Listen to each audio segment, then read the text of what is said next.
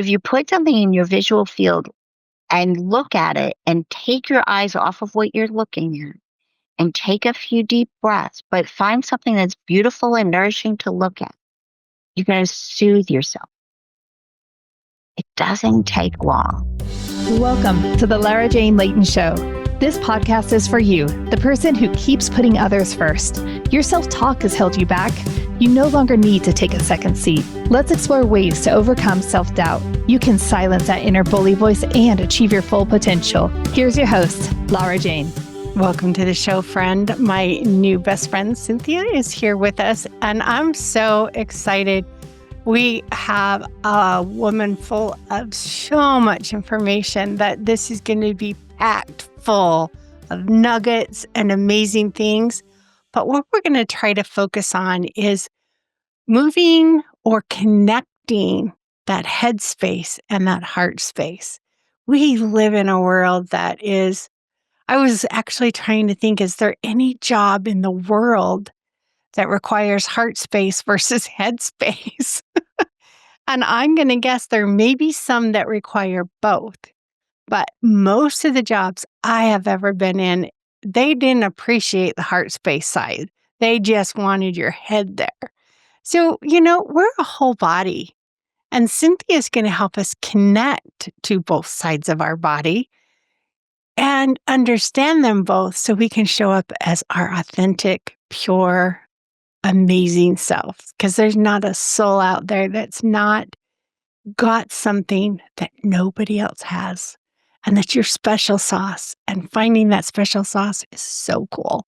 So Cynthia, help us. But first, let's get a quick word from our sponsor.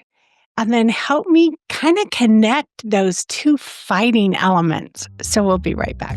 This is Adam Adams, co-founder of Optimized LLC, where we take the guesswork out of your health. If you're feeling exhausted, struggling with weight, or just not feeling yourself anymore, your hormones might be the problem. And that's why we test, not guess, analyzing your blood work to pinpoint exactly what's holding you back. At Optimized LLC, we help you rebalance your hormones, boost energy, and reclaim your life. Don't settle for normal. Aim for optimized. Just go to optimized.com to book your free introductory coaching call. It's a free call to help you take the first step toward feeling your best. Okay, Cynthia, the information about you is in the show notes. So let's talk about this because I know I went through years of disconnect. There was no heart at all. It had to turn off or I would have exploded emotionally. So how do we start reconnecting that without the explosion? Okay, so Laura Jane, there's one thing I want to say. The very first is just how you introduced this, you had it connected. I mean, I could hear your excitement, your passion, your love, your appreciation for the information. And here you are also speaking from your heart and your wisdom. So many times that's how, but, some of us are more emotional people and some of us are more logical people. And, some people recently in the past couple of weeks say to me, well, I'm not a crier. I wasn't a crier until, and then they share, like their story. But I think that a lot of it has to do with where were we putting our values and our priorities and the headspace of thinking, I can't do that till this somehow often trips us up. So it's like, I'll deal with my feelings later, but I've just got to push through this a little bit more. But you think what happens if you think about energy is that I'm spending a certain amount of my energy pushing it back and containing that I don't have the energy to finish like this one last email that I have to get out. And I feel like I'm about to pop even more.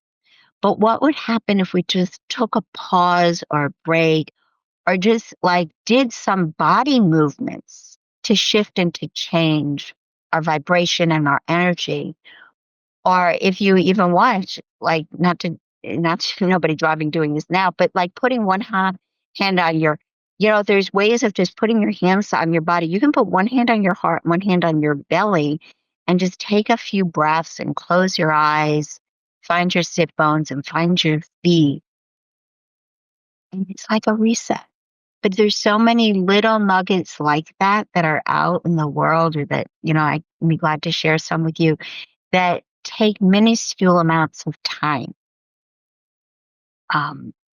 that can help us reset. So why I'm saying the need for reset is because when we're pushing with our thoughts and we're pushing, even like if I'm trying to push my point of view, if I'm trying to push my point of view, I'm not really in touch with you. So I'm disconnected. I'm disconnected from my heart, and I'm a disconnect from another person. So what would happen if, instead of pushing my point of view because I'm afraid that I can't get it across, I sit back and I decide I'm going to listen and I wait. And if you pause and wait and let yourself receive somebody, it's amazing what a gift that is to the person. That they call that thing, like my world language, like co-regulation.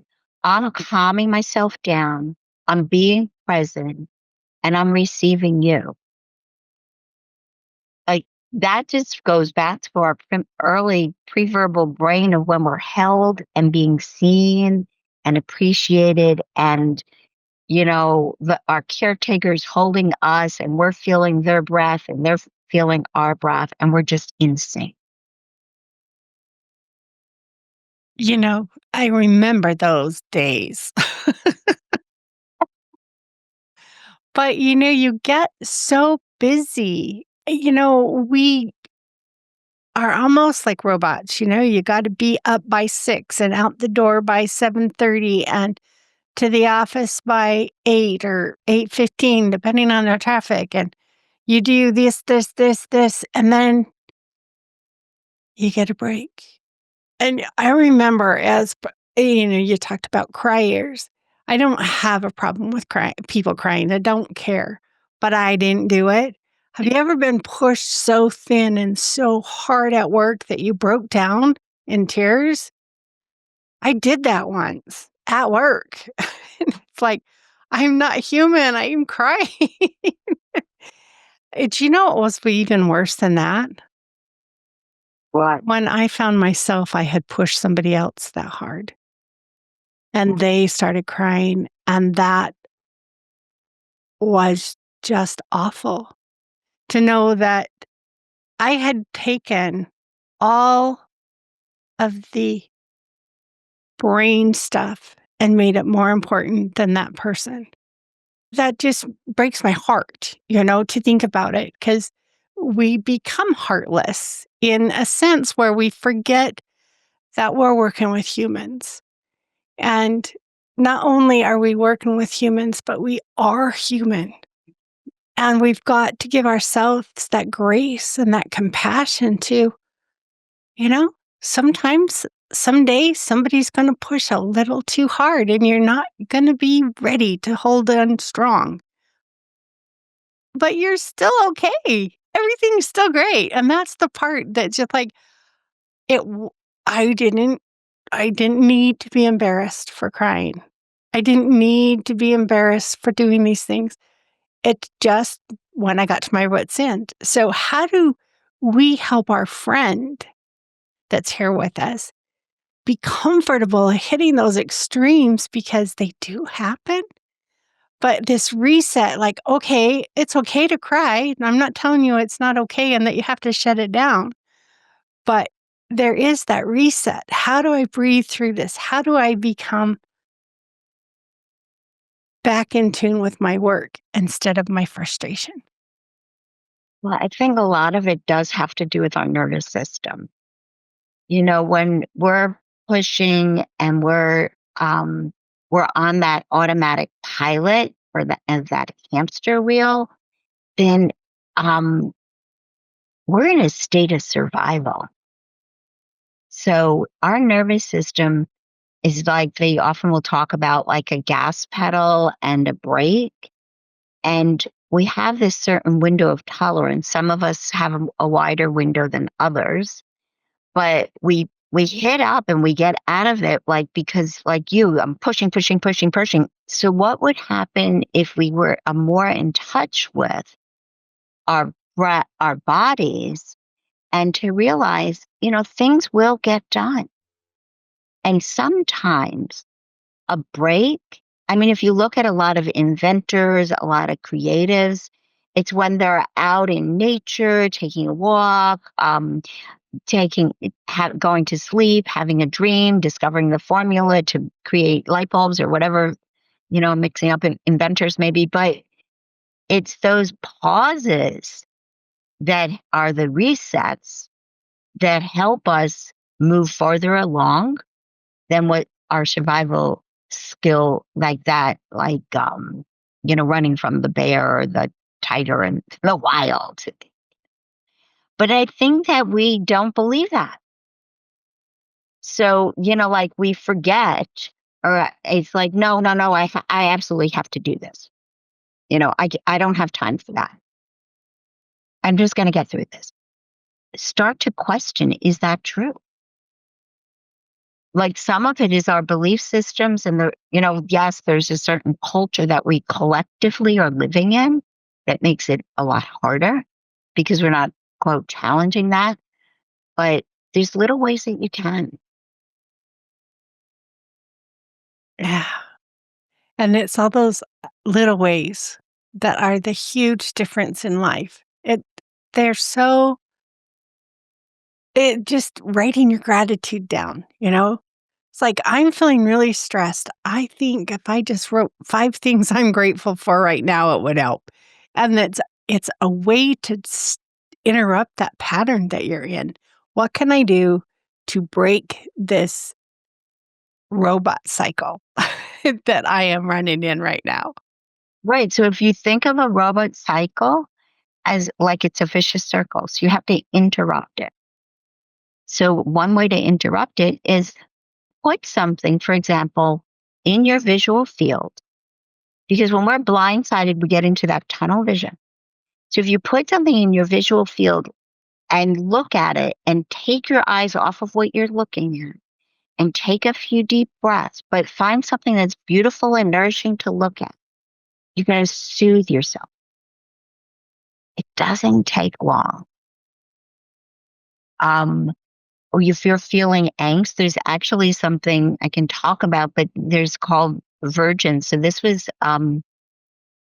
created by an ophthalmologist, that if you look at something from 8 to 12 inches in front of you, it's like if you are looking at the tip of your pen, or if you're looking at the tip of your phone, or don't do this while you're driving right now, because you have to keep your eyes where they need to be. But if you look at it and then past it, and you go back and forth for every like 3 to 10 seconds, depending, it will calm down your heart rate. And it's a way that people also can treat anxiety.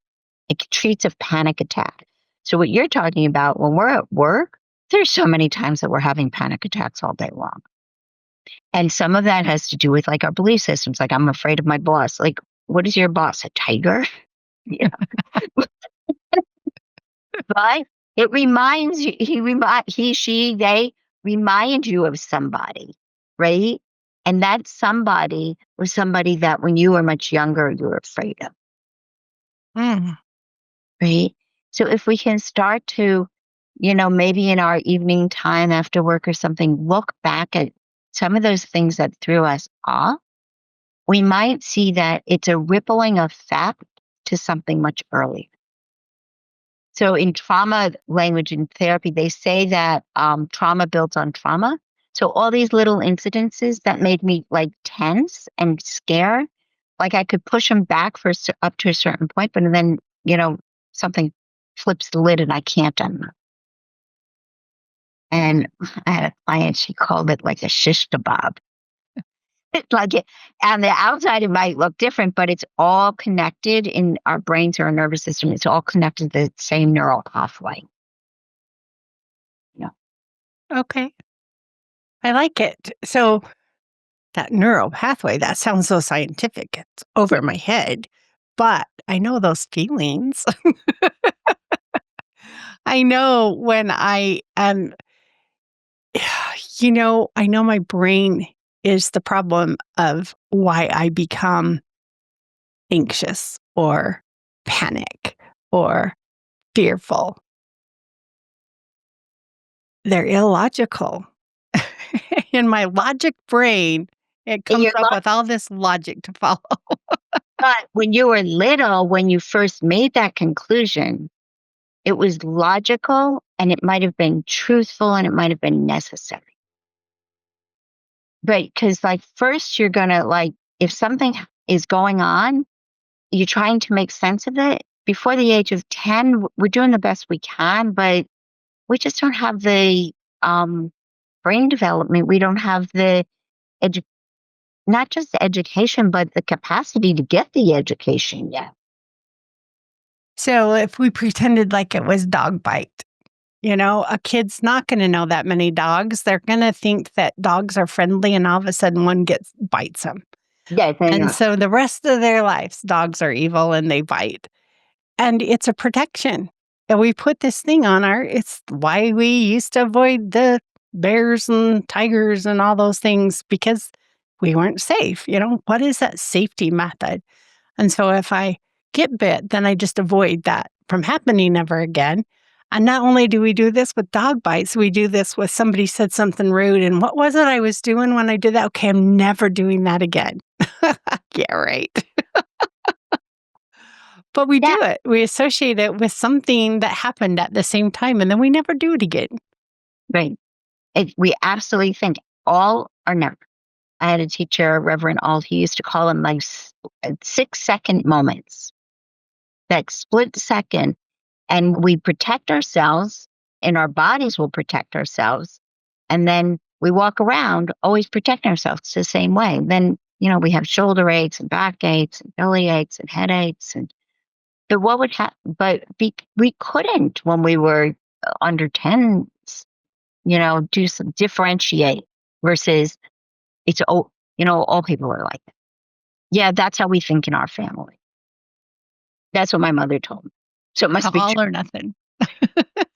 One time when I was little, I was walking across the street. My mother had jaywalked. We were in this really small town. And then I followed my mother. I don't know. I was 6 or under. So must have been around 6. So the police person says to me, "You're jaywalking." I said, "Well, I was following my mother." And the police person says, "So if your mother jumped off of the George Washington Bridge, would you?"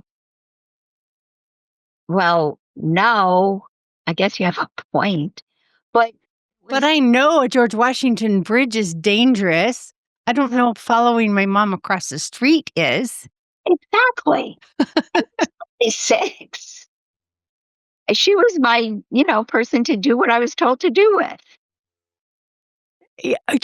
That's such a good story to think about because it is what happens all the time we're growing up.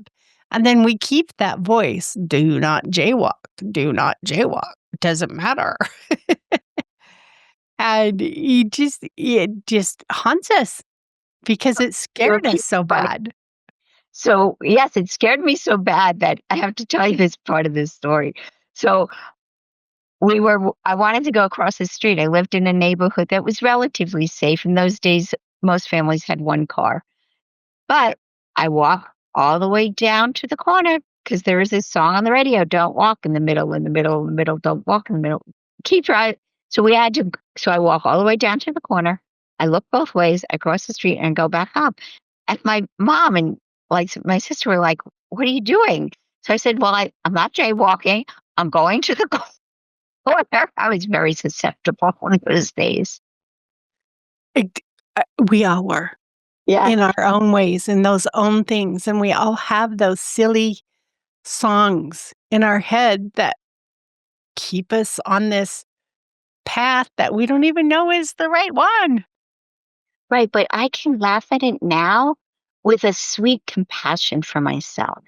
But many times and before, like, doing some work on myself, so this is what kind of a message I want to give is to realize that we we feel shame about it, we feel embarrassed about it, like, and we keep on thinking I shouldn't be like that.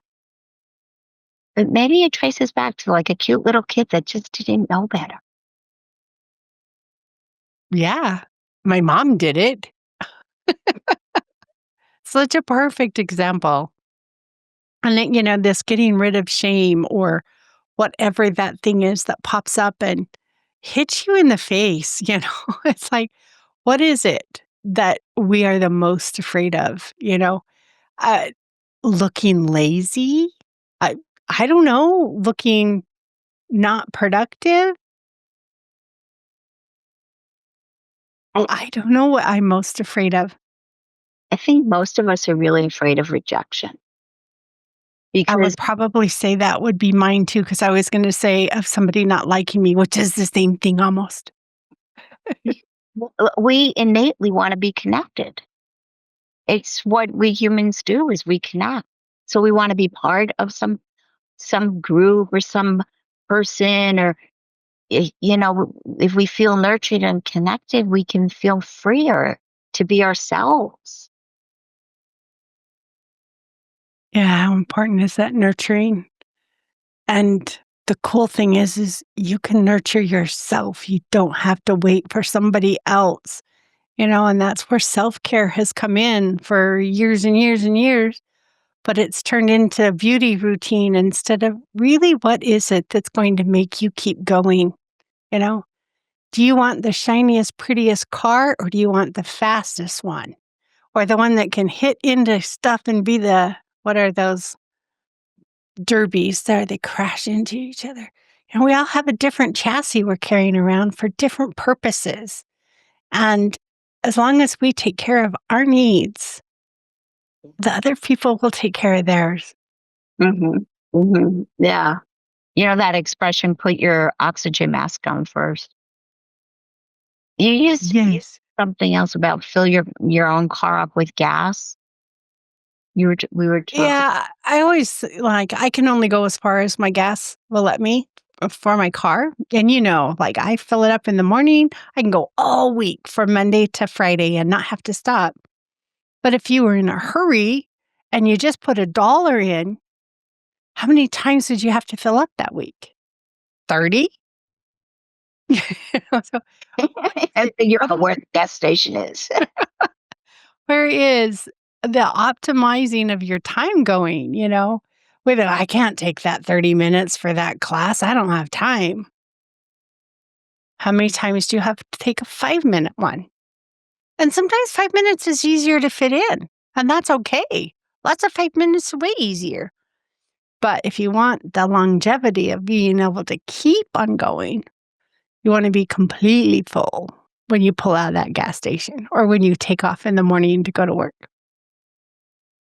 As someone once said, you can load the car with as many friends as you want, but if you don't have gas, you can't help them anywhere.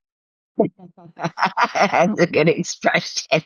And it's kind of like if you don't have the energy, you can try and help all your friends. But it comes down to that people pleasing that you and I were talking about before we started recording. It's just, you know, we get to the point where we're trying to please everybody but ourselves. And it's time to do you. And the most loving, compassionate, be who you are. And right now, I'm still learning who I am every day, especially when I finally get another trigger. It's like, woohoo, I just learned another one I can learn to get rid of. I was thinking, though, what helps me um, is routine. So I love, for example, in the morning, like I love to do some form of meditation or some mindfulness and then also some exercise. And I noticed that there were times in my life that I have more time and times that I have less time. But if I still do those two things, even if it's a minute for each, it's like making that commitment to myself and following it through is a way of getting that gas to go a lot farther. And I just know that some people here are like really busy, but the little vignettes that we can do, or the little mind reframings, or like you and I were talking about, like thinking of gratitude. If I'm, or what music am I listening to, and what am I listening to? What's nurturing me on my commute if we are commuting? Makes such a difference, because it's food that we're taking in, whether it's coming through airwaves or through, like nourishing food in our mouth, or, through connection with somebody, a sweet phone call with somebody that matters to you, or music that you're listening to. All these things can help us, going back to like our nervous system. It helps the brain and body work well together. Yeah, I music is so critical to my life. I have a playlist for every mood that I want to create, because sometimes music just pushes you over that edge, that I have a confidence one. When I'm feeling like, oh, I just not sure I want to do this, I just turn it on and it's got all the right beats and words that you go walking in like, I got this. I don't know. God, now I'm going to forget her first name, Trainer. I love all her songs. I love me. I love me. And it's like, sing with it, because you need to love you. It may feel uncomfortable to say those words and to listen to her song with the passion and the wisdom that comes out with this, like, love you, and be okay with it. You don't have to be anybody else in this world but you. And I think growing up, we have all of this, what they call domestication, all these, you must act like this, you must do this, all this training and things that took the spark of life out of you. And you can experiment now with finding that spark. What is it that's going to turn that on? And I think getting that heart working again is so critical to that. Because the best of us, we've shut that thing out and told it to go away because it causes too much pain. But it's worth it. But sometimes we can do things to, did you ever see the movie Inside Out? Yes. I love that movie because the truth is we all are made up of parts. So before, when I was talking about the compassion to the little one inside me, some of us feel so connected to the little ones that we don't know that we're acting like the little one sometimes. But to take some space and realize the part of you that's like at work and able to function and do these things and made the choice to do that, that's a strength that we have. And how can that part nurture and support the one that's being laughed at, or teased, or feeling shame or embarrassment?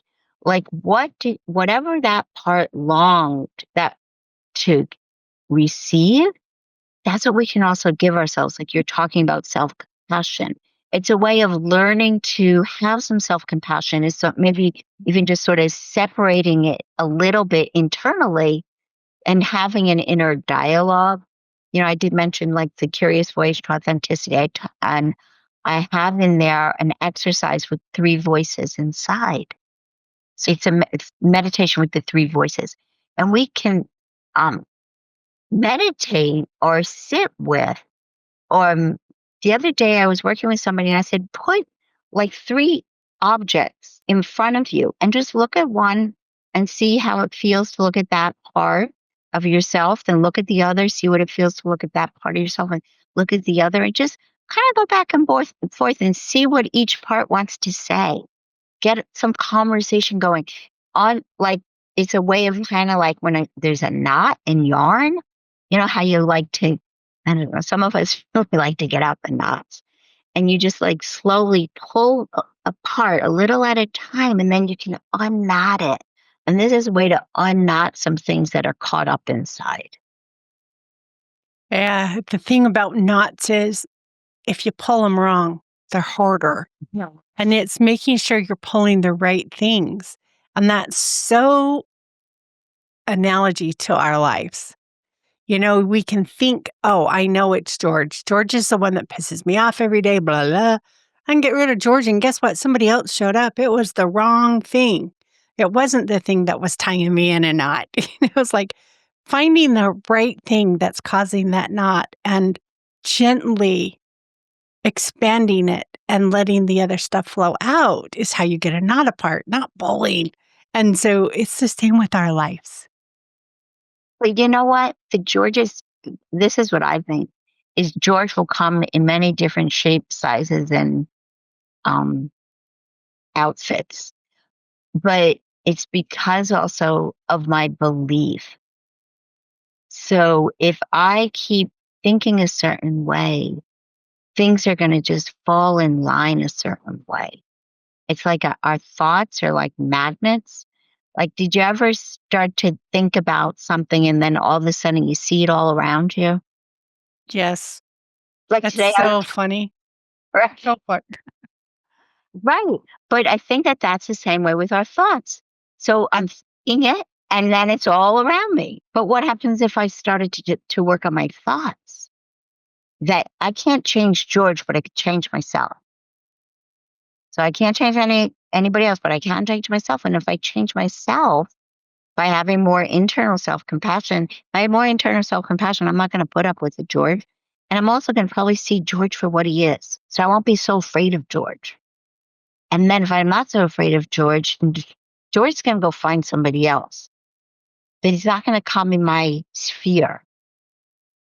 So I talk about it, George, in the book, because I used to like go and do a presentation and my colleague friend says to me, how come and then the one George in my life would come, like one person criticizes you, but 10 people compliment you. Do you ever have that experience? Oh, yeah, sure. No, I'm just kidding. But yeah, which one do I think about for the rest of the day? Exactly. So then what do you attract? Because you're thinking about it for the day. Well, I would do that. That would happen to me. But as I worked on myself and worked with some of these tools of like peeling away and getting curious with my thoughts and all that, it happened less and less. And then instead of the person coming and criticizing me, more and more people came and appreciated me, or people came to help me.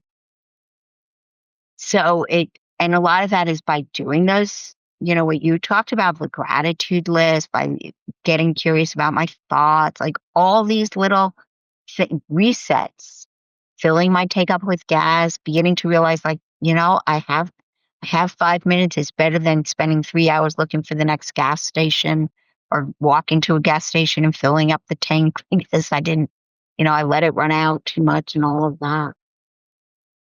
But Yes, there is contingency plans, and you can get all those together you want, but prevention is so much easier. Cynthia, it's been so much fun talking with you. I would love for you to share with our friend a little bit about what you do, what your passions of life are, and what's that one thing we can work on this week? Okay. One of my passions that I get very excited about is watching people live to their full potential. So I do, what I do in my daily life is I am a therapist and a trainer for other therapists to offer tools for transformation and growth. And that's what I really love to offer, what I love to create, and what I love to give. So I do have a book called The Curious Voyage to Authenticity, and I have classes on that book. I also have a class called Self-Spotting that I give sometimes, and different things on my websites for these short 1 minute, 30-second kinds of meditations or resets. Right now on my website, but I don't know when this comes out, but there's a free giveaway about grounding, which is like these resets, different things that we can do. So one thing that I can say that people can do that's in the grounding manual that it just takes a minute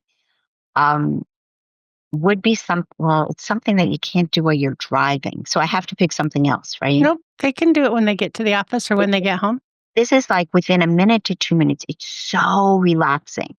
So you take your index finger and your middle finger and you put it at the bridge at the top of your nose, and you close your eyes, and very slowly you move across the top of your like right eye. So you're going to be moving in an infinity sign around the orbits of your eye, tracing the orbits of your eye, going all the way across and then down, and then coming in up towards the bridge of your nose again, going up over to the left side, circling around the orbits of your left eye. And I'll just be quiet for a moment and just breathing. You can do this with me if you want. And it's just a way of resetting. There's so many things like cross patterning is a great way to reset our body. Like if you're feeling tense and you're getting things mixed up, moving opposite arm with opposite leg and thinking about what you're doing can really ground you and reset you. So if you're getting anxious and you have to go to a meeting, come up from your desk and just say, okay, I'm going to get to the door, but I'm going to think about what I'm doing. I'm going to move my right arm and my left foot. So you tell yourself you're going to do it, and then you think about it, and then you and then, okay, now I'm moving my left arm and my right foot.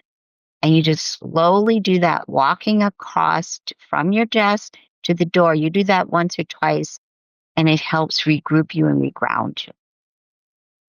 And one more thing I would like to say to your audience, because so many people like work in offices, where we look, I do a process called Brainspotting.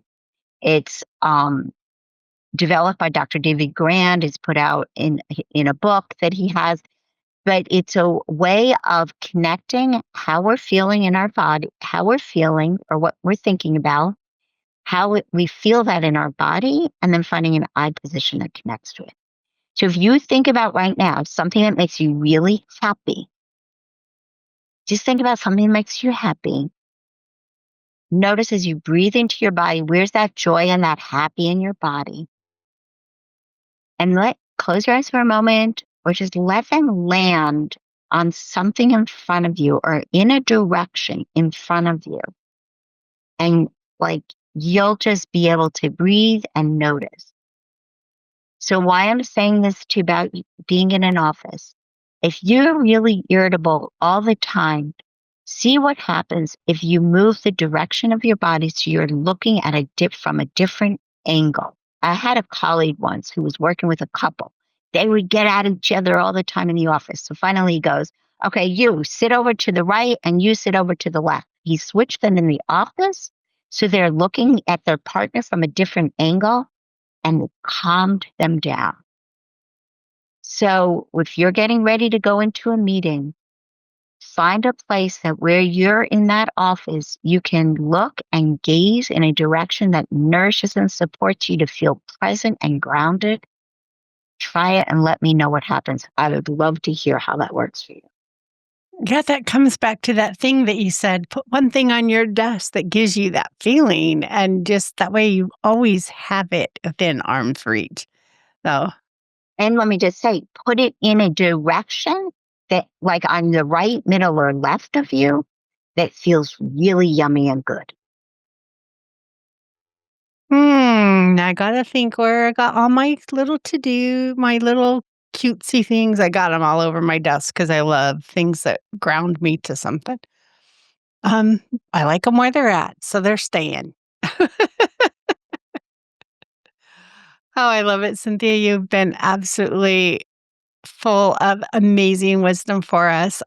We could talk for 3 hours, and I think we'd still just be scratching the top of what you can offer us. So thank you so much for joining us. Should I tell people my contact information? Sure.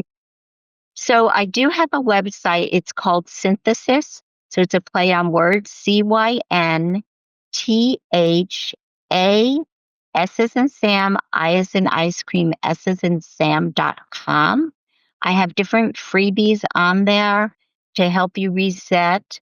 And it's both for professionals and who are working in the healing and helping professions, as well as everybody who wants some good, nourishing, spiritual and self-growth tools. So Beautiful. I hope that you go there or look that up on YouTube, and maybe we'll meet one day. Yeah, that will be fun. And all that information's in the show notes. So if you didn't have time to write it down or you think you might miss one of the letters, just jump down there. You can get confirmation that is there. So thank you, friend Cynthia and I. Well, wait, I am not a licensed medical or mental professional, but we are here for not medical advice. Please follow your doctor's advice or your therapist's advice. And tune back in, come back again for next episode and see what else we have to offer. So thank you for being a listener and stay tuned. Are you tired of waking up exhausted? You are not alone. If you're looking to take your life back, let's start with the simple step of adjusting your self-talk. Stay tuned for the next episode with your host, Lara Jane. Remember to follow the show so you don't miss the next simple step that you can use to feel more confident. And please leave an honest review.